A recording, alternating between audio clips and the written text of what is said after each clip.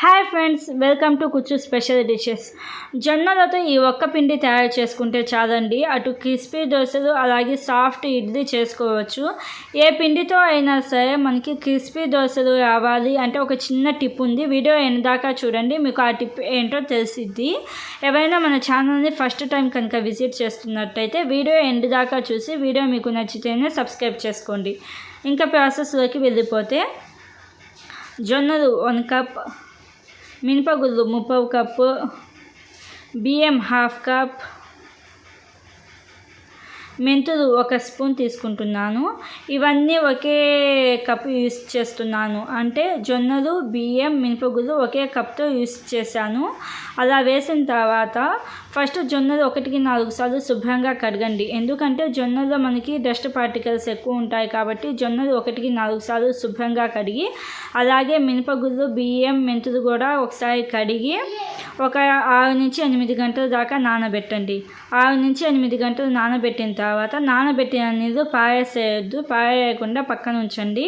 ఇప్పుడు ఒక మిక్సీ జార్లో ముందుగా మనం నానబెట్టి ఉంచుకున్న మినపగుళ్ళు, బియ్యం, మెంతులు వేసి కొంచెం సాల్ట్ అంటే 1/2 స్పూన్ సాల్ట్ వేసి మనం నానబెట్టాం కదా నీళ్ళు, ఆ నీళ్ళు కూడా వేసేసి ఫైన్ పేస్ట్గా చేసుకోండి. ఫైన్ పేస్ట్గా చేసుకున్న తర్వాత నానబెట్టిన జొన్నలు వేయాలి. నానబెట్టిన జొన్నలు వేసి కొంచెం నీళ్ళు వేసి కొంచెం బరకగా పేస్ట్లా చేసుకోవాలి. అంటే బరకగా పేస్ట్గా కాకుండా మనకి ఇడ్లీ రవ్వ ఉండిద్ది కదా, ఆ ఇడ్లీ రవ్వలాగా కొంచెం బరకగా చేసుకోవాలి. ఇలాగ బరకగా చేసుకోవాలి.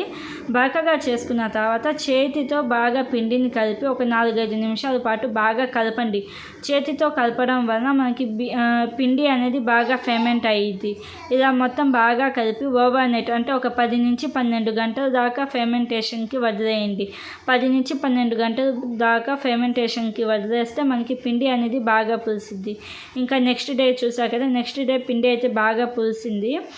నెక్స్ట్ డేకి కొంచెం సాల్ట్ అడ్జస్ట్ చేసుకోండి. అంటే సాల్ట్ సరిపోయిందో లేదో చూసుకొని కావాలంటే కొంచెం సాల్ట్ వేసి ఇడ్లీ కన్సిస్టెన్సీకి నేను సేమ్ పిండి అంటే అదే పిండి సరిపోయింది కాబట్టి ఇడ్లీలు వేసాను. మీరు కావాలంటే కొంచెం వాటర్ వేసేసి ఇడ్లీ కన్సిస్టెన్సీ వచ్చేలా చేసుకొని ఇడ్లీలు వేసుకోవాలి. ఇడ్లీలు వండడానికి ఒక 7 to 8 మినిట్స్ కుక్ అవుతాయి. ఆ 7 to 8 మినిట్స్లో దోశలు ఎలా చేసుకోవాలో చూపిస్తున్నాను. మీకు ఏ దోశ అయినా సరే, ఏ దోశ పిండి అయినా సరే క్రిస్పీగా రావాలి అంటే దోశ పెనం అనేది ఎక్కువ హీట్ చేయొద్దు. అంటే లో ఫ్లేమ్లో అసలు ఇలా దోశ పెనం పెట్టేసి ఒక 30 సెకండ్స్లో బ్యాటర్ స్ప్రెడ్ చేయండి. బ్యాటర్ స్ప్రెడ్ చేసేసి లో టు మీడియం ఫ్లేమ్లో కుక్ చేస్తే మనకి క్రిస్పీ దోశలు అనేవి వస్తాయి. అలా కాకుండా మీకు సాఫ్ట్ దోశలు కావాలి అంటే దోశ పెనం హై ఫ్లేమ్లో పెట్టి దోశ పెనం బాగా హీట్ అయిన తర్వాత పిండి వేయండి. పిండి వేస్తే మనకి సాఫ్ట్ దోశలు అనేవి వస్తాయి. చూసారు కదా, ఒకే ఒక పిండితో అటు సాఫ్ట్ ఇడ్లీ, ఇటు క్రిస్పీ దోశలు రెండు కూడా రెడీ అయిపోయాయి. ఇలాగే రాగులతో సాఫ్ట్ ఇడ్లీ, క్రిస్పీ దోశలు ఒక వీడియో చేశాను. లింక్ డిస్క్రిప్షన్లో ఇస్తాను, చూడండి.